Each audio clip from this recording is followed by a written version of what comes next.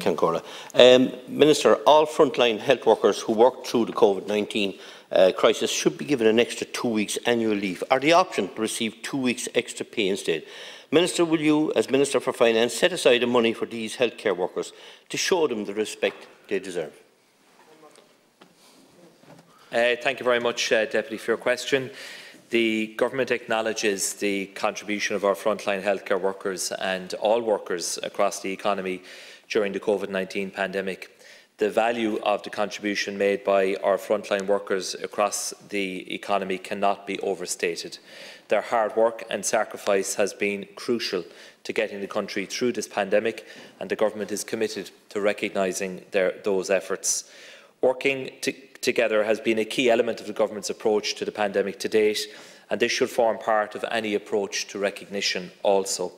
It is important that in deciding on our approach to recognition, we recognise the contribution of workers across the public and private sector. The Government must consider the whole of society and economy in its deliberations on this matter. There are a number of issues that I and my colleagues will be considering, and we will be discussing this in relation to recognition. In addition to the breadth of recognition, the timing and service delivery impact of any approach must be taken into account. I wish to assure the Deputy that this issue is a priority for the Government and will be addressed in the near future. The claim for 10 days additional leave for public service healthcare workers for special recognition due to COVID-19 was referred to the Labour Court, and a hearing took place on Monday, the 13th of September. As you know, earlier this week, the Labour Court issued its recommendation, which the HSE will now consider, and while they are the direct party to the Labour Court hearings, my department is going to work with them and assist them now in bringing this matter to a conclusion in the coming weeks. It wouldn't be appropriate for me to comment any further in terms of detail at this point, but look forward to engaging with you further in your supplementary questions there. Thank you very much, Minister, for that reply. Look, in fairness to the healthcare workers, they gave so much in a hugely difficult time and continue to do so, Minister. And to be honest with you, other than a clap here on the doll and a few nice words, they've really got nothing. Even down to the very smallest thing was their registration fee last year. That nurses had to pay their registration fee. You know, that little bit of an acknowledgement could have been so, at least been seen to be caring. It's been a terrible, difficult time for everybody, but certainly for people at the front line, you know, that sometimes couldn't go home to their families for days on end. Because for obvious reasons, were left in great anguish and finding people to look after their children. This was a huge difficulty, so we do need to step up to the mark. We do need to show some appreciation here, and I'd appreciate that you might be able to at least enlighten us as to what are the plans from your department in relation to the nurses. Thank you. Thank you, Deputy. I think our healthcare workers have been extraordinary over the last 18 months, and that extraordinary effort does, I think, warrant special recognition from the Government. But I think what we are going to do in the coming weeks has to be done in a fair way and an inclusive way. You have placed the emphasis on healthcare workers, which I think is justifiable, but also there are many others across the public service who did great work over this time: the prison service, members of the Gardaí, Defence Forces, members of the Department of Social Protection, the Revenue Commissioners, all of whom continued to work, along with many others in the public sector, and indeed in the private sector as well. Our shop workers who kept the show on the road in the darkest of days during COVID-19, our cleaners, people who collected our refuse during this period. So there is a need for us to consider all of these issues and to be as fair as we possibly can.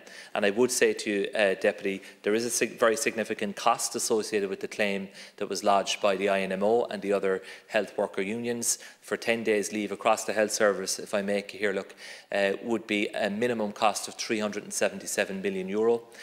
Given that you would almost certainly have to involve a level of overtime and agency staff to provide the necessary cover, the cost would almost certainly exceed €500 million.